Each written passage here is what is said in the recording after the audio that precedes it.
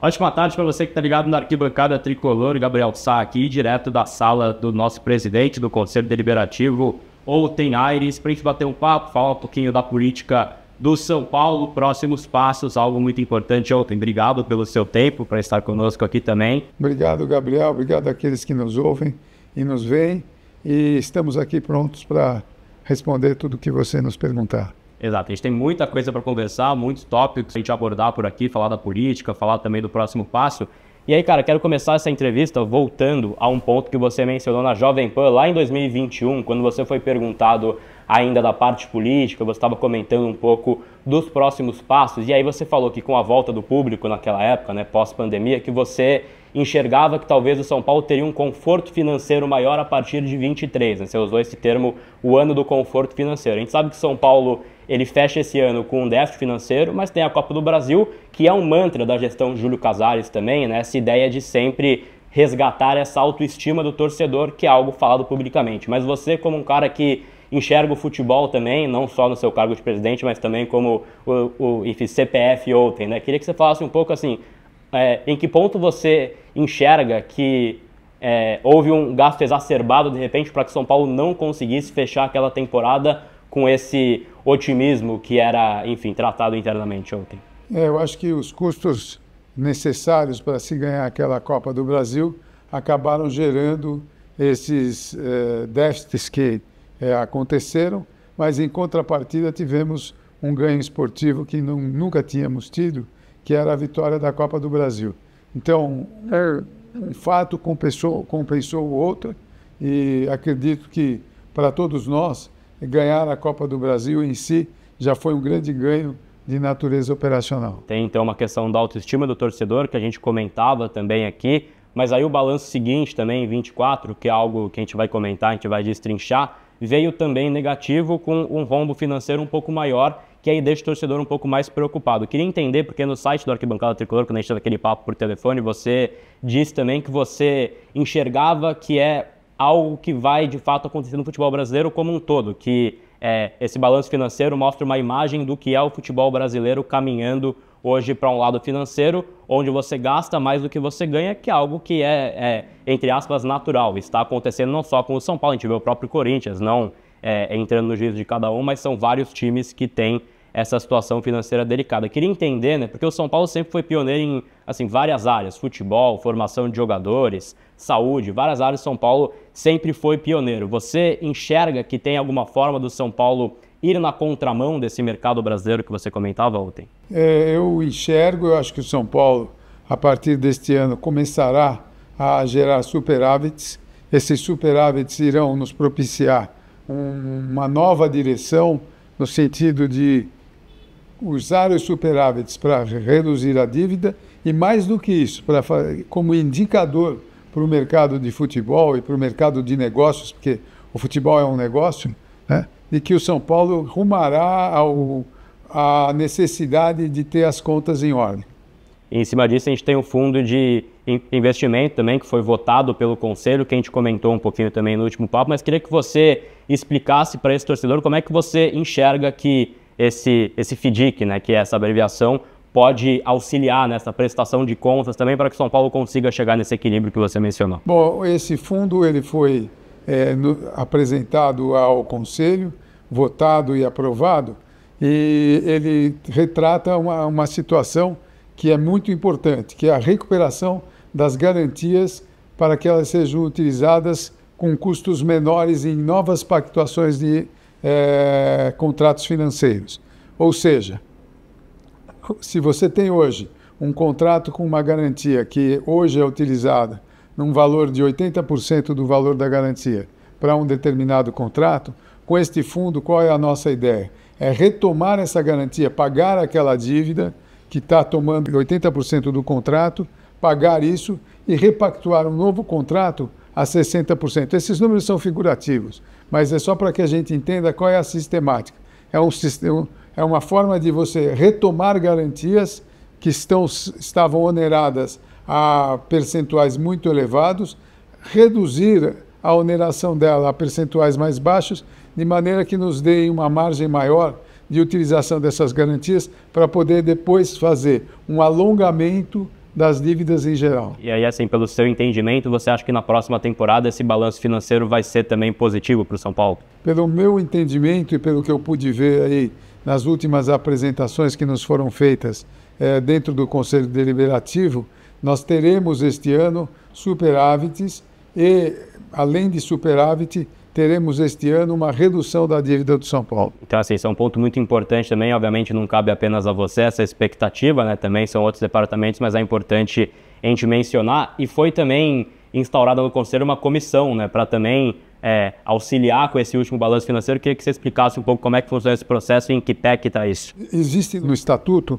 um dispositivo que permite ao presidente do Conselho estabelecer uma comissão para que ele faça uma análise sobre a questão de eventuais déficits, dívidas, enfim, questões financeiras.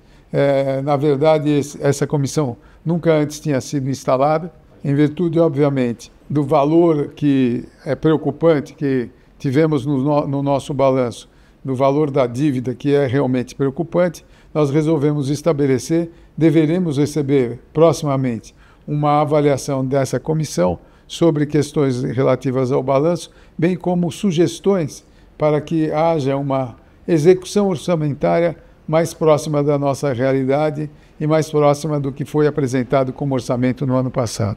Isso já está em vigor, então? Já tem essa fiscalização, essa conversa para tentar também... Essa comissão já está trabalhando, as sugestões ainda não nos foram apresentadas, mas nós esperamos que até o final deste mês nós tenhamos tudo isso já devidamente equacionado. E sobre sugestões que você mencionava, né? Hoje São Paulo tem muitos conselheiros e imagino que eles também te enviam mensagem, tentam, enfim, esse contato para também dar ideias, sugestões ou críticas quanto à parte financeira, que obviamente não lhe cabe unicamente, né? Tem toda uma diretoria executiva também que pode conversar a respeito disso.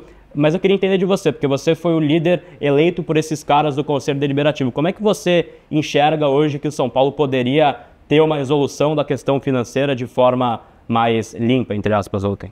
Olha, a única maneira, e é uma coisa clara e simples, do São Paulo ter uma solução da questão financeira é um compromisso com superávites daqui para frente, para que nós tenhamos superávites dentro de um calendário aí de 5 anos. 5 anos de superávit estáveis podem gerar ao São Paulo uma condição de ser um dos times em boa condição financeira no cenário nacional.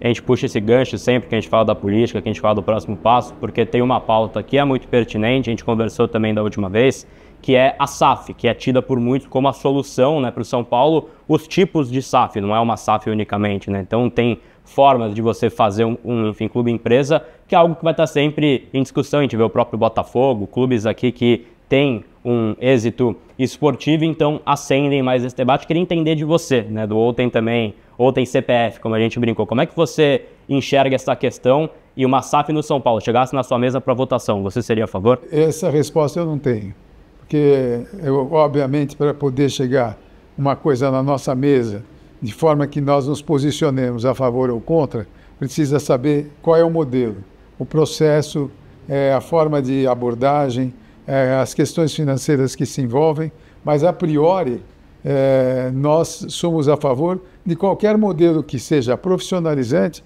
e que solucione a questão do São Paulo. Só que nós não temos hoje um modelo apresentado. Nós não temos como falar, sou a favor desta ou daquela SAF, ou deste ou daquele investidor, sem que tenhamos um modelo e um processo.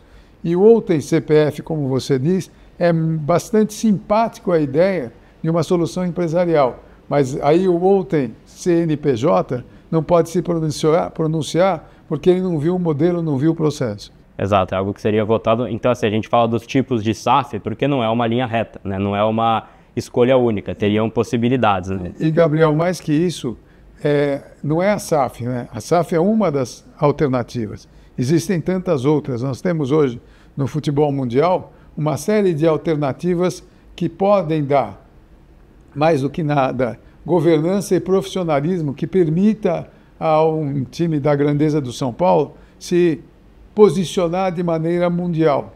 Porque, na realidade, se você for pensar, o São Paulo é uma peça global.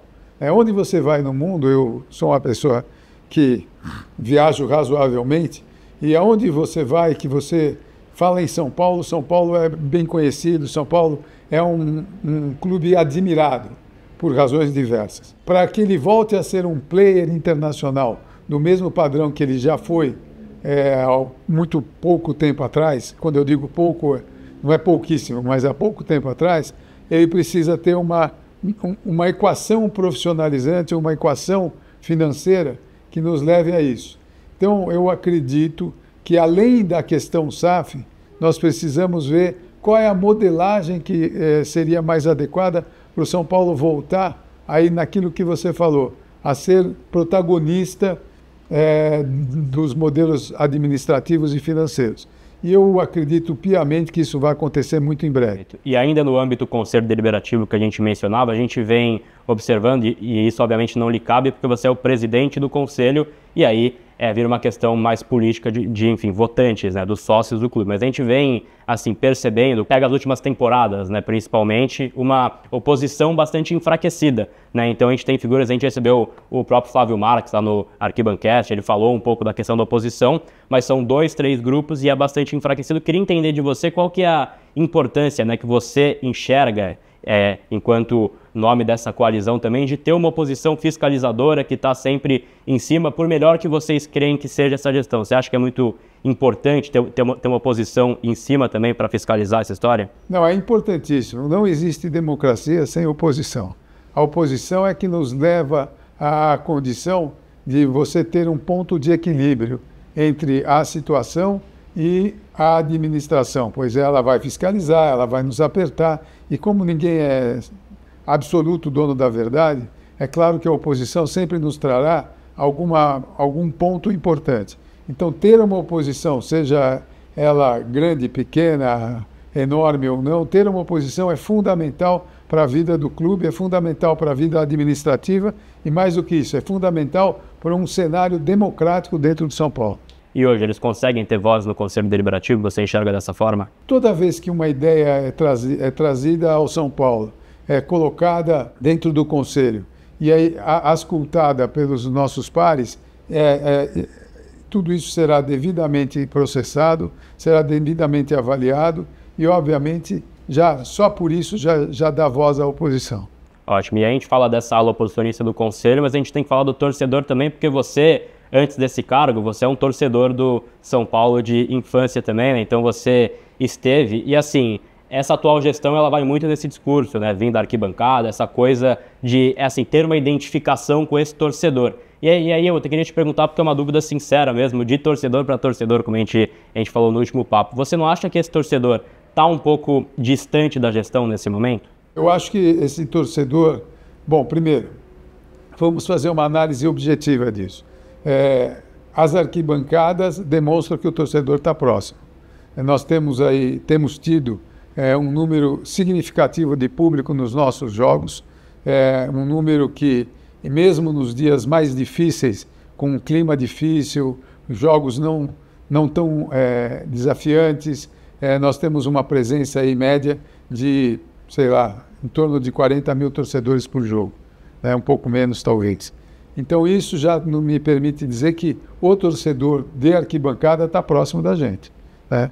Então está presente, está. E hoje em dia qualquer jogo que você passe na televisão, você tem recursos incríveis para assistir o jogo pela televisão. Então você não precisaria vir ao estádio para ter uma qualidade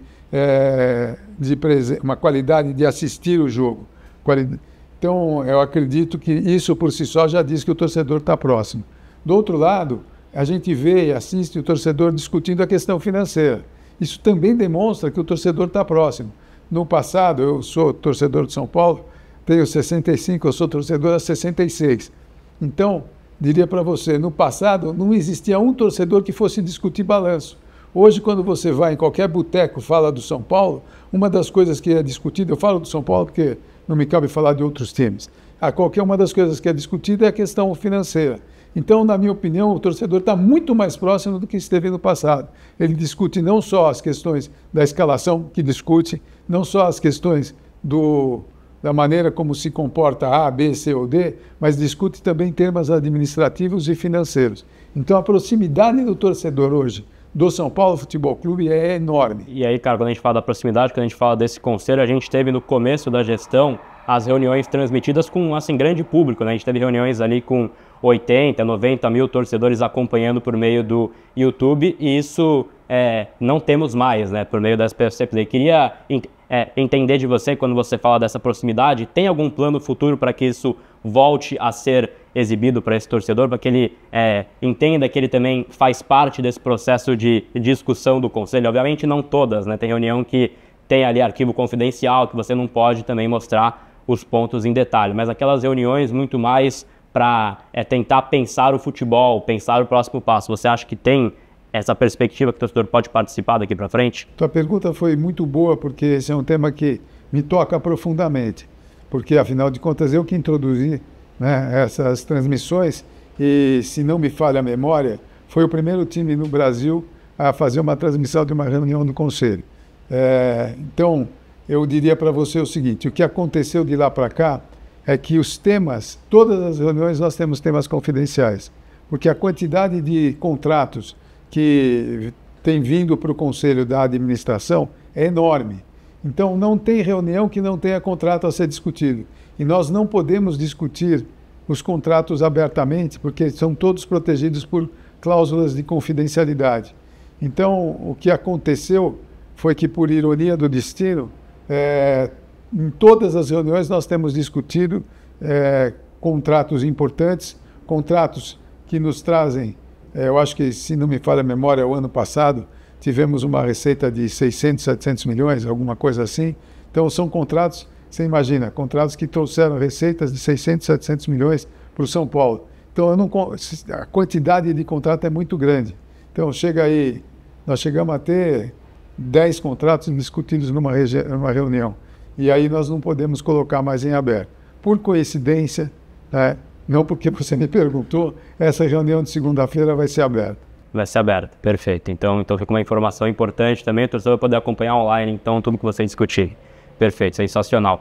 E aí, cara, para a gente caminhar para o nosso encerramento também, né, para a gente já falar dos últimos tópicos, a gente fala dessa participação do torcedor, não só na questão do conselho, mas também na questão do jogo político, da forma que você tem uma estrutura política hoje no São Paulo. Esse torcedor que está nos acompanhando hoje, ele pode ter uma perspectiva que em um futuro próximo ou em um futuro a longo prazo, ele pode ter maior participação nesse jogo político? Eu sei que não lhe cabe, mas queria entender um pouco, né, o que você pensa a respeito desse tema. Você vê a complexidade dessa pergunta, né? Quando a gente fala lá atrás, nessa mesma entrevista, na possibilidade de ter uma SAF, nós estamos afastando totalmente o torcedor de ter possibilidade de ter uma participação. Nenhum empresário vai colocar o torcedor, assumindo uma parceria com ele na administração do clube. Não cabe esse tipo de postura, embora, obviamente, o torcedor vai ser sempre partícipe nas suas opiniões, partícipe no seu envolvimento no dia a dia, mas não vai participar da administração diretamente. Hoje em dia, eu diria para você que dentro da estrutura do São Paulo, existe sim a possibilidade de você ter o torcedor como um dos atores políticos, mas eu não sei te dizer como, porque é muito complexo. É muito difícil você falar, hoje o torcedor vai participar politicamente dessa gestão assim, assim, assado. Eu sei que seria o ideal, gostaria muito que pudesse te dar uma resposta mais rápida, mas depende de estudo e de avaliação. E é algo que vocês buscam estudar também no dia a dia? Não, obviamente, todos os dias, mas buscam também fazer... Não, aí vou te dar uma resposta no meu CPF, né? É o seguinte, eu busco, em algum momento tive a ideia de colocar o sócio-torcedor também participando das eleições no clube, fazendo uma espécie de voto misto do sócio-torcedor com o sócio do clube, de forma que, para que houvesse voto, o sócio-torcedor tivesse que ser sócio do clube e vice-versa, ou seja, uma cumulatividade de associações. Me provaram que isso seria inviável do ponto de vista financeiro, porque isso oneraria demais aos eleitores, acabaria gerando um voto por capacidade financeira e acabei desistindo dessa ideia. Mas continuo perseguindo essa possibilidade. Eu acho que o torcedor, sim, é o legítimo, digamos, o legítimo dono no sentido amplo da palavra, não dono no sentido patrimonial do São Paulo. São Paulo só tem significado porque tem torcedores. Essa torcida de 20 milhões é que nos dá um valor importante. Nós não teríamos tido aí 600, 700 milhões de contratos se não tivéssemos uma torcida dessa dimensão. E, com certeza, a torcida merece, sem dúvida nenhuma, ter uma posição mais próxima da gestão e da maneira que ela tem nos prestigiado. É um fator muito importante para que tudo isso continue da maneira que está. Esse é um ponto muito importante. Duas para a gente fechar, então, queria te perguntar qual que é o ponto alto que você enxerga dessa gestão, né, que você faz parte, que, enfim, você tem a sua participação, e os pontos que vocês enxergam que vocês precisam melhorar nas próximas temporadas, Outen. Olha, o ponto alto são os contratos que foram feitos. Nós tivemos, conforme eu já te disse, nesse último ano, 600, 700 milhões de receita, o que não é fácil.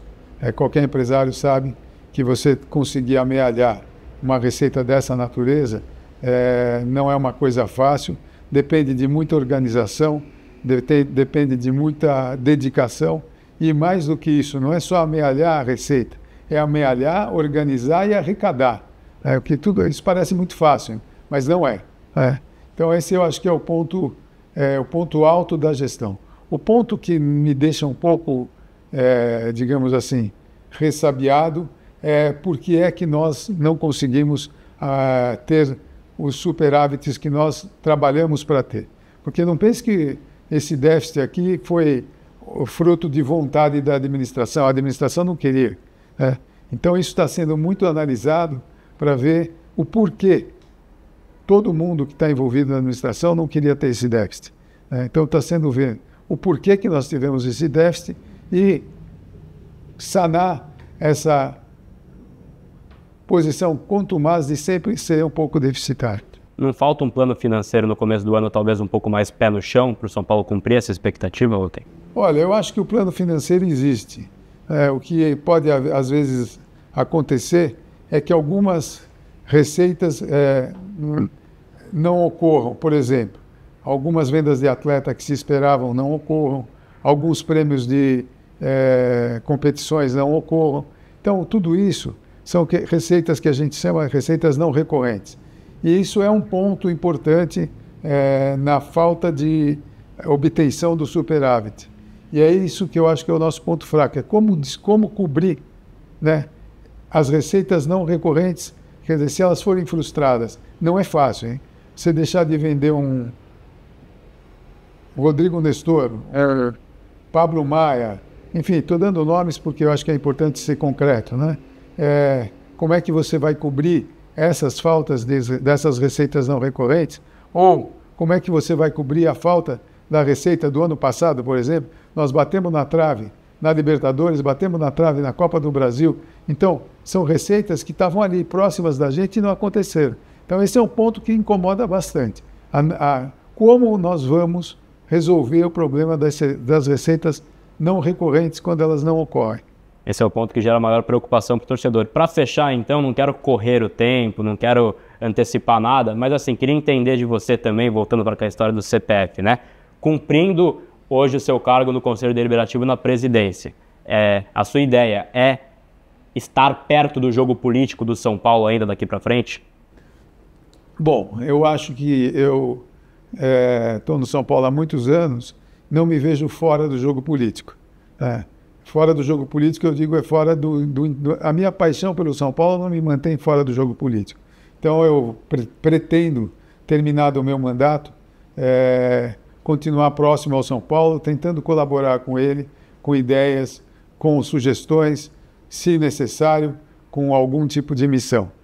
Eu acho que é isso que nos cabe como São Paulinos e isso que nos cabe como agentes políticos dentro do São Paulo. E hoje você almeja algum cargo daqui para frente?